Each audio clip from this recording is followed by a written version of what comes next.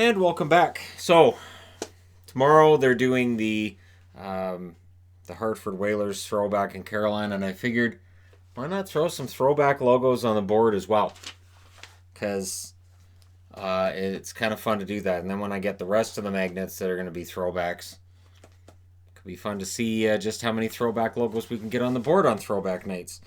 So, starting things off, the Vancouver Canucks are in against the Buffalo Sabres. This will start at 10 a.m. Pacific, 1 p.m. Eastern. These teams met in the playoffs back in the early 80s when you had 1 versus 16 and so forth. And Buffalo cleaned their clocks when they played against each other. So we'll see if that history from all those years ago, as I'm thrown back to a Whalers jersey, if that has any effect. It won't. 23-17-4 is the record for the Vancouver Canucks. Over their last 10, they're 7-3. They've lost 2 in a row in thunderous fashion against the Lightning and then against the Panthers. On the Buffalo side, they're 19-18-7 overall. Over their last 10, they're 3-7. They did lose their last game. That was in St. Louis. That's forgivable.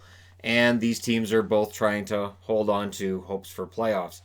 Vancouver being closer than Buffalo, but I don't think their situation's any less dire because the Alberta teams are getting better. And so this is the time for Vancouver to get back on another hot streak here.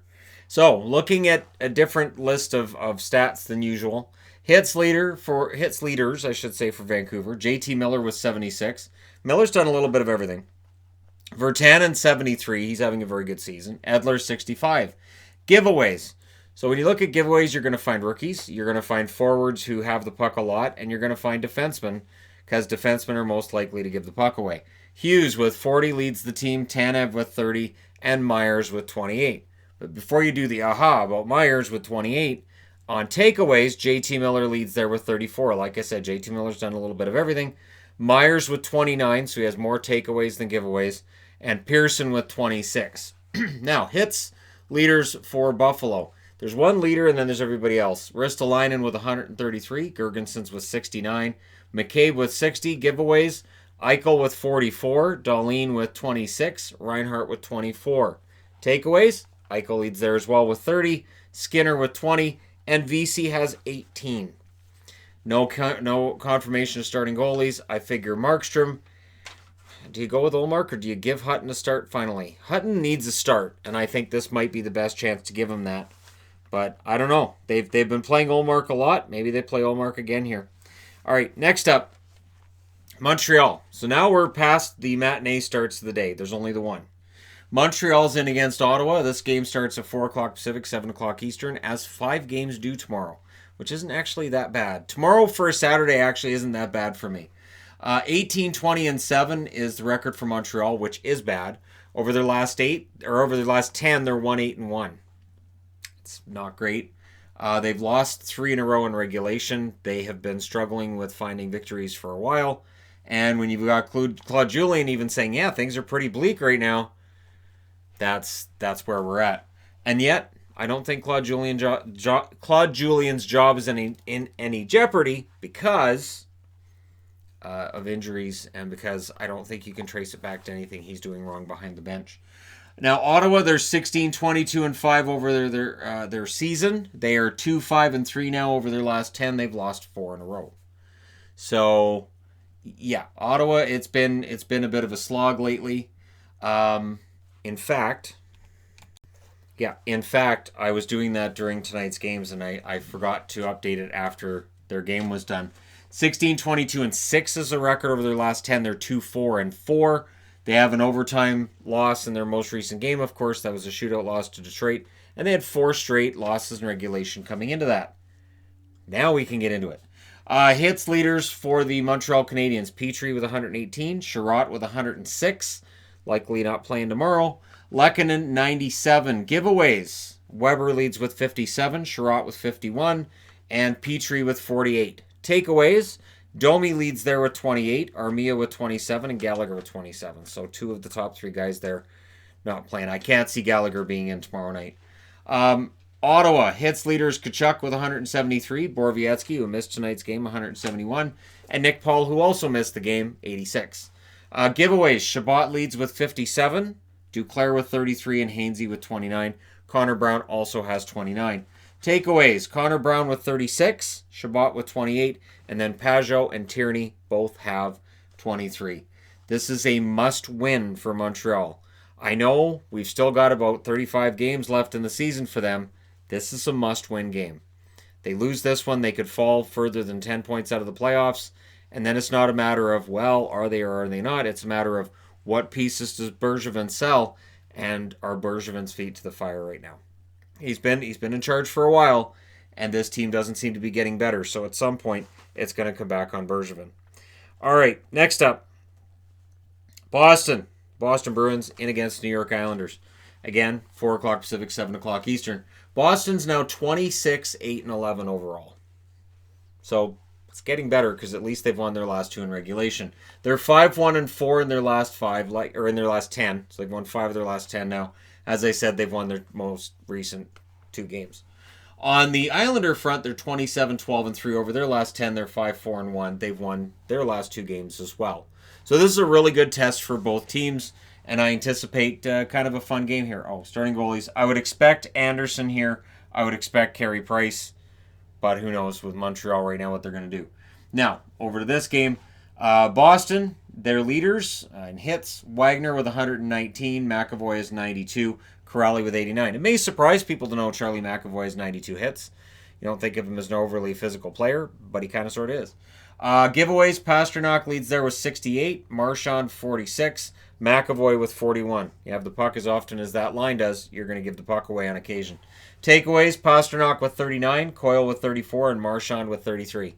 So they take the puck away too. On the New York Islanders side, Martin, 137 hits. Clutterbuck, 116. Cizikas with 106. Yeah, the Islanders like to hit. So that's an important thing with the Islanders for them is hitting and just grinding the game down. Giveaways, Barzal with 68. Pelech with 48. And Mayfield with 45. Takeaways, Barzal with 49. Bailey and Pelech both have 32. The key thing for the Islanders, and they had a whole article yesterday on TSN about it, the Islanders and their fortunes are tied directly to their goaltending.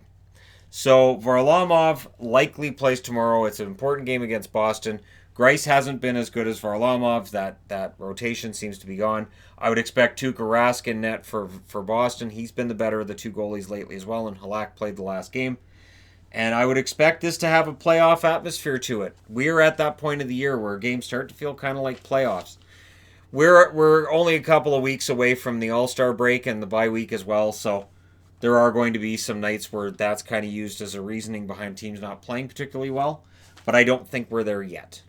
And so I expect a pretty good game here. If it goes to overtime, spoiler alert, the Islanders are going to win it.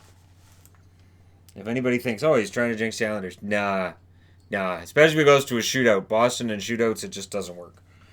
Next up, Tampa. Tampa Bay Lightning are in against the Philadelphia Flyers. Again, 4 o'clock Pacific, 7 o'clock Eastern start. Tampa Bay's 26, 13, and 4 overall. Over their last 10, they're 9 and 1. They've won 9 in a row. They're going for 10. And if they hit 10, that means a video from me. Philadelphia, 23, 15, and 6 overall. Over their last 10, they're 5, 4, and 1. They won their most recent game. They're at home now. Philadelphia seems to like playing at home. They're a better team at home. But Tampa Bay is good no matter where they are. And it's going to be quite the challenge for the Philadelphia Flyers to even slow down the Tampa Bay Lightning the way they're playing right now. Looking at the power rankings board from here, and I'm like, yeah, they've really shot up quickly. Now, hits leader is Paquette for the Tampa Bay Lightning with 112, Chernak with 97, and Palat with 96. Giveaways, Kucherov has 39, Sergachev 29, McDonough with 24. Takeaways, Cirelli 31, Gord with 27, Palat and Hedman both have 26. When we look over on the Philadelphia side of things, their hits leader is Niskanen with 83, Haig has 73, and Pitlick 66. Giveaways, Provorov 41, Niskanen 39, Sanheim 38. Takeaways leaders, Kevin Hayes has 27, Couturier 25, and Claude Giroux with 24. Carter Hart will be starting for the Philadelphia Flyers. That's been confirmed. Tampa Bay, I don't know. Maybe they go with McElhinney. Maybe they go with Vasilevsky.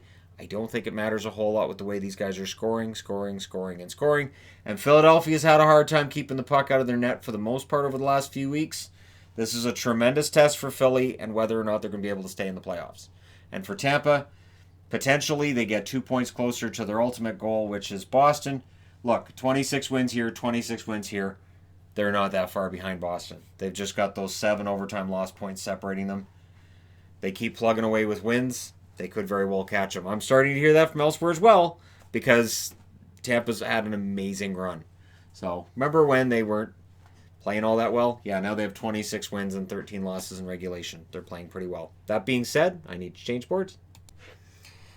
Next up is New Jersey in against Washington. So the New Jersey Devils playing spoiler. And if they can go in and beat the Capitals in regulation, there's some teams that are going to probably be happy about that, like Pittsburgh and the Islanders, for instance. Especially Pittsburgh, who have pulled within 6 points of the Washington Capitals. Don't look now. Pittsburgh's getting close. Anyways, the New Jersey Devils 15, 21, and 7 overall over the last 10. They're 4, 4, and 2. They lost their last game. That was that insane D'Angelo game against the Rangers. D'Angelo with the 5 points. So they're going to be looking for a better defensive effort tomorrow. Washington, not likely to have any mercy on them from a defensive, offensive perspective either way. 30, 10, and 5 is the record for the Capitals. They're 6 and 4 in their last 10. They did lose their last game. So there are some cracks with the Capitals. However, 65 points at this time of the year, that's pretty good. Hits leaders for the New Jersey Devils. Blake Coleman, 112. He's playing very well. Simmons, 96. Wood with 68. Giveaways, Subban leads with 45. This is how Subban plays. It is a risky style of hockey. Severson with 35. And Hughes with 32. I missed an E in Severson, so it's Sverson. So for tomorrow, he's Swedish. Sverson. Takeaways, Heischer with 30. Coleman with 27, and Jack Hughes with 27 as well. So Hughes has giveaways, but he has takeaways as well. He's playing very well for a rookie. The giveaways don't surprise me. The takeaways kind of sort of does. On the Washington side, Wilson's their leading hitter with 154, Ovechkin 126, Gudas with 122. So Ovechkin hitting everything that moves, and he has some competition there. The Capitals hit a lot. Giveaways, Carlson with 53, Backstrom 32, and Orlov also has 32. Orlov leads in takeaways with 38, Oshie has 31, and Lars Eller with 27. Holtby's confirmed as the starter for Washington. I'd be very surprised if it's not Blackwood for the New Jersey Devils. They are going to use Blackwood a lot. It is Blackwood's net. Unless they decide Demang or Sen or bring Schneider up or, I don't know, whoever else. Marty feel like stepping out of an Enterprise commercial and giving it a shot because they're almost at that point now where, come on, Marty, play in another decade. Do the Gordie Howe thing. See how many decades you can play in. 90s to, anyways. Yeah, so this should be a game that the Capitals have a relatively easy time with because of the way the Capitals have been playing. I can't put up an Akbar magnet on this one because I don't legitimately think that while New Jersey's played better since trading Taylor Hall, I don't think they win this one. I just can't see it. All right, next up. The Kings are in against the Hartford Whalers, and am I ever proud that I have this old-fashioned crown from the 60s for the Kings? Just turn this a little... it's not going to... It's hard to see it. It's purple in here. I'll just go ahead and grab it right off the board. Just grab it right off the board and hold it up to the camera. So see, old-fashioned Kings logo. I love that. I love having an excuse to use that. And this old Whalers, that's from 1979. It's a 1979 top sticker that I cut out and magneted today. So... there you go. I order stickers from 1970s, turn them into magnets. So I'm sure somebody on eBay is like, oh, I wonder what he does with these. Magnets. Thank you. Magnets. 18, 24, and 4 is the record for the LA Kings. I've had the idea of using retro logos occasionally for previews and reviews for a while. And I think it's nice, just something to change it up. We don't want it to always be the same. Last 10, 3, 6, and 1 has been the record for the Kings. They did win their last game. That was in Vegas. So they do like playing spoiler. Carolina, 26, 16, and 2 overall. Their last 10, they're 5 and 5. They've won 2 in a row, including that win tonight. So Carolina on a pretty good run, and they'll be sporting Whalers jerseys. The green one, of course, not this wonderful blue one I'm wearing. I think they should do a throwback to the blue one. I think that would cause a lot less controversy than the green one does, where oh, that number's been retired. And I think part of the reason they're doing Whalers night against the Kings is so they don't have to hear Jack Edwards when he freaked out last year about what numbers the Whalers were wearing and what they were doing to the Whalers' proud legacy. And I thought, Jack, you got to lighten up just a little bit. Hits leaders for the Kings. Wagner with 106. Brown with 90 and Doughty with 85. Giveaways. Doughty leads there with 62. Walker with 50 and Kopitar with 41. Takeaways. There's 3 players tied with 23 each. Toffoli, Kopitar, and Amadio. On the Carolina side of things, or should I say Hartford Whalers side of things, it would be great if the Kings could bring out their golds for this. So you'd have the green Whalers and the old gold home jerseys that the Kings wore. It just looked fantastic. Anyways, by which I mean it'd be hard on the ice. Stahl, 93 hits, leads there. Edmondson, 73, and Svechnikov, 71. Giveaways, Svechnikov has 47, Aho 43, and Hamilton with 40. Takeaways, Slavin 48, Aho with 40, and Pesce with 33. So Sebastian Aho is very adept at getting the puck back if he gives it away. So that's what I've learned there. And Pesce and Slavin are just as good defensively as we suspected they were the whole time. No confirmation on goalies. I would think Quick because Campbell played the last game. And for Carolina, very likely going to be Reimer because Mrazek played tonight. All right, next up. New York Rangers in against the St. Louis Blues. And that's a Rangers logo from 1963-64. This game starts at 5 o'clock Pacific, 8 o'clock Eastern. 21-18-4 is the record for the Rangers. Over their last 10, they're 5-5. They've won 2 in a row with Shesterkin, and it gets more interesting when it comes to their goaltending, but we'll get to that. The Blues, 28-10-7 overall. Over their last 10, they're 7-2-1. They've won their last 2 games. So these are 2 teams playing pretty well. And for the Rangers, they're out on the road where they've had their struggles at times this year. And St. Louis, being defending champs and all that, this could be an interesting test for them as well. Hits leaders, Trouba leads the Rangers with 112. Brendan Lemieux with 86. Chris Kreider with 79. Giveaways, Panarin surprisingly leads there with 56. But again, offensive players that have the puck a lot, it's likely they're going to be giving the puck up too. Trouba with 51 and Buchnevich with 49. Takeaways, Panarin has 39. So he takes the puck back a lot like Sebastian Aho does. Fox with 35 and Trouba with 29 there. Lundqvist is going to be the starter.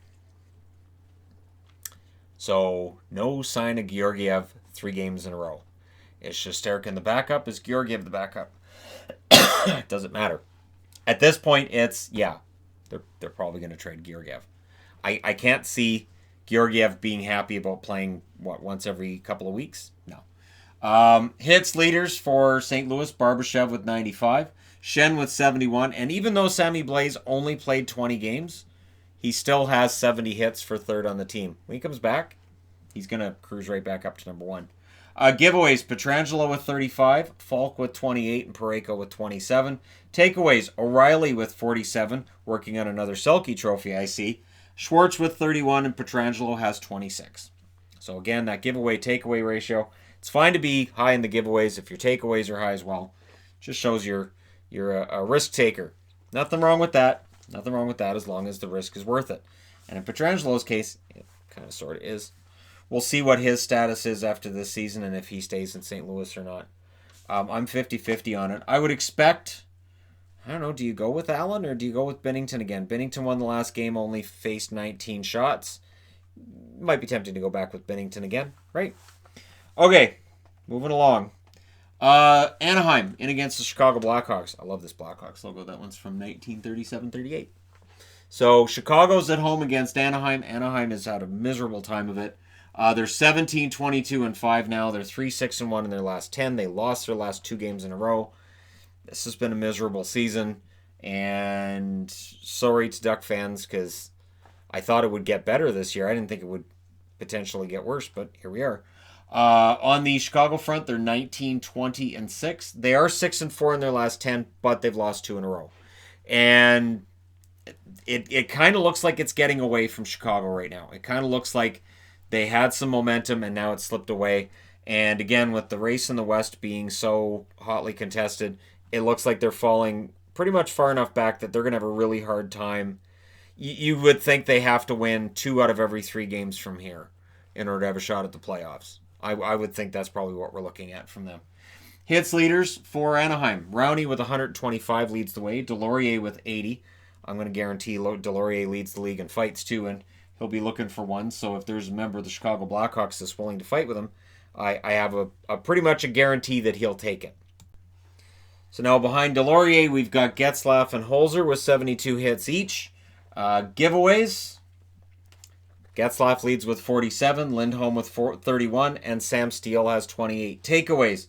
Getzlaf 27, Silverberg 27, and then there's a three-way tie for third with 23 each.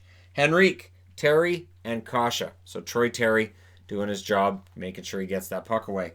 Terry's offensive numbers haven't been great, but he's still doing well defensively, so he's earned that spot in the lineup. They do need more offense from some players, though, including Kasha and Terry. On the Chicago side of things, DeHaan, 93 hits. I understand he's out, but he still leads the team in hits. Zach Smith with 92 and Ryan Carpenter with 83. Giveaways. Keith leads there with 42. Gustafson with 41. Mata with 33. Takeaways, Taves with 35. Keith and Kane both have 29 each. So, in this game, I figure it's got to be a Chicago win. It has to be, right? Because it's been such a miserable season for Anaheim. But who knows? This really is an interesting one because both teams have kind of had a really challenging week in the midst of a season where they're trying to get back into a playoff race. And it looked like Chicago was getting close. And it's kind of fallen away from them. But Anaheim's a team they should be able to beat. We'll see what happens. And I need to change boards. We got the Battle of Alberta tomorrow night. Yep. Starting at 7 o'clock Pacific, 10 o'clock Eastern. And sorry to people in Alberta because I know that's late for you guys. And for the Oilers, yeah, that logo, that's what they had when they joined the NHL. I don't think they actually wore that logo in the NHL, but 78, 79, that was their logo. And then, of course, things changed.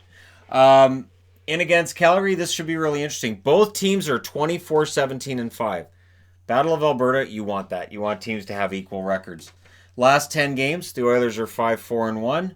They've won 3 in a row. Last 10 games, the Flames are 6-3-1. They've won 4 in a row. Great.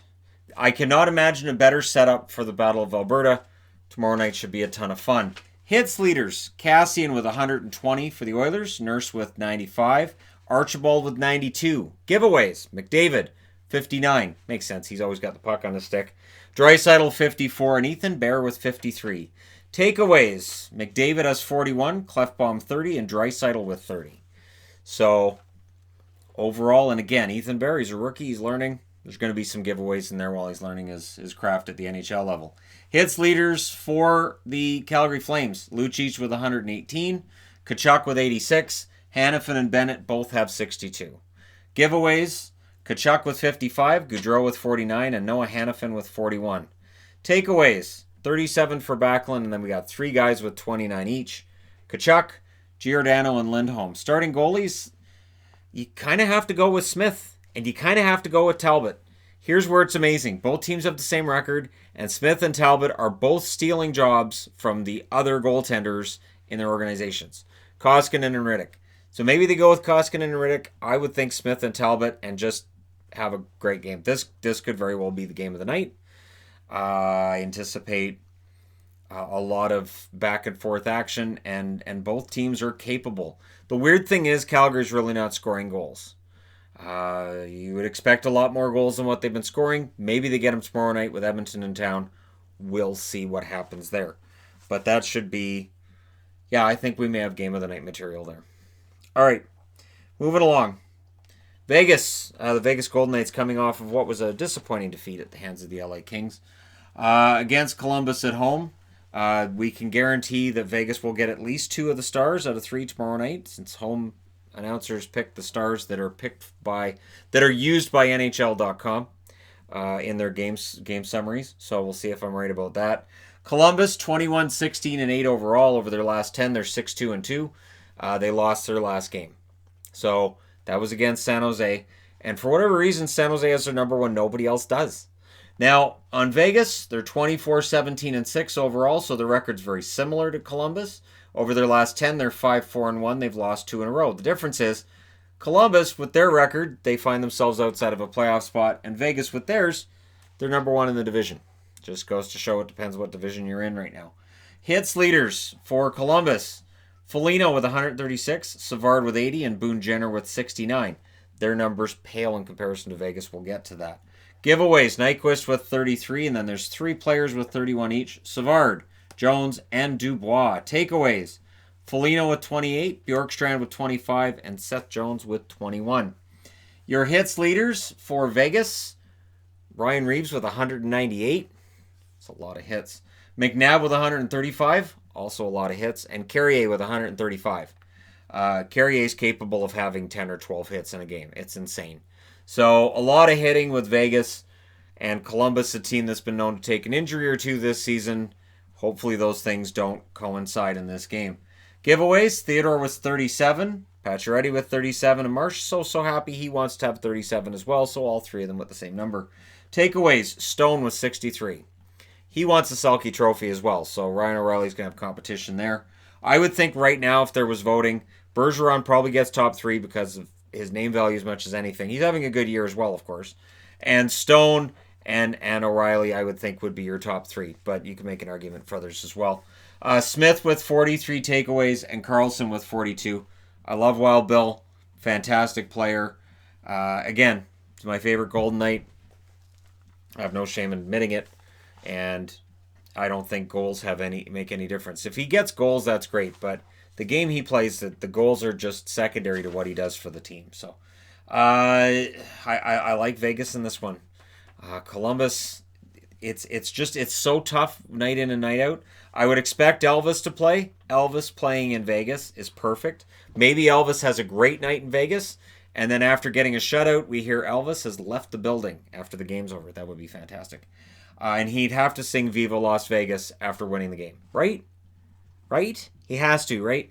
On the Vegas front, I would imagine Fleury plays, but it's going to be an interesting night for Vegas because while they're first place in their division, there is definitely some uncertainty around this team, and they're only 1 point ahead of Edmonton and Calgary. We know one of them is going to win and get 2 points tomorrow, so it is important that Vegas gets a victory here and maintains that lead. And not only that, but takes a 2-point lead on the idle Arizona Coyotes. So, yeah, there you go. Next up, last game is Dallas in against San Jose. Now, I understand this is kind of blasphemy. To have a Minnesota North Stars jersey, or not jersey, but the logo up for the Dallas Stars. Again, I'm doing throwback logos on this preview. They were the Minnesota North Stars moved to Dallas. So while there's some fans of Minnesota, they're going to say, that's not right. Minnesota Wild don't play tomorrow. So because the Minnesota Wild don't play tomorrow, I don't figure there's going to be that many Wild fans watching this preview, and I should be okay with getting North Stars up there. And it is the same history, so it's okay. And in against San Jose, and this will be an interesting one, because Dallas is 26-14-4. You want to talk about a team that's quietly putting together a winning streak. They're 7-3 in their last 10. They've won 6 in a row. They win in San Jose, which is doable. That's 7 wins in a row. That's a pretty good streak. Now, San Jose's 20-22-4 over their last 10. They're 4-4-2. Things have been getting somewhat better. They did win their last game, but they're so far back at the playoff spot right now that it is difficult to envision them getting in. They're another team that would need to win at least 66% of their games from here in order to get into the playoffs. It gets really difficult. Hits leader for Dallas, Jamie Benn with 108, Alexiak 83, and Blake Como with 65. Como does everything. Giveaways, Heiskanen leads there with 56, Klingberg with 48, Lundell also has 48. Takeaways, Jamie Benn with 33. This is why advanced stats people will tell you Jamie Benn's having a good season. Eventually the scoring will show up. I'm admitting the advanced stats around Ben are good. I just don't think the offense is coming. Heiskanen 29 takeaways, and Dickinson also has 29 takeaways.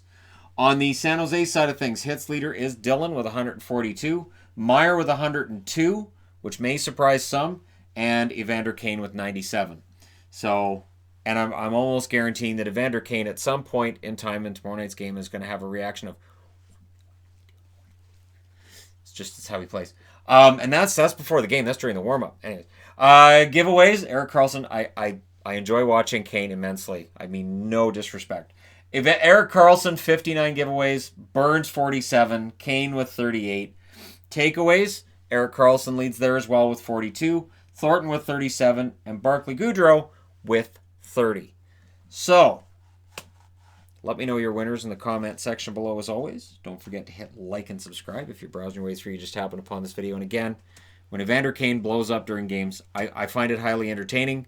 I don't know how Bob Boughner feels about it behind the bench, but it is always highly entertaining. No matter what happens, he may have a job in acting when his hockey career is over. Is what I'm saying here. He can really put on quite the act. It's impressive. Thank you guys so much for watching. Hit like and subscribe if you're browsing your way through, you just happened upon this video. And again, appreciate all the support for getting this channel close to 131,000 subscribers. I know it'll get there, and I know it'll go past that. I don't know how. Honestly, I show up every day to talk to you fine people about hockey, and in about 2.5 weeks' time, I will be down in California to tell you fine people about hockey, and Yvonne and I will likely be doing a video on that tomorrow. So stay tuned for that. Thank you guys so much for watching again. I will talk to you in the morning.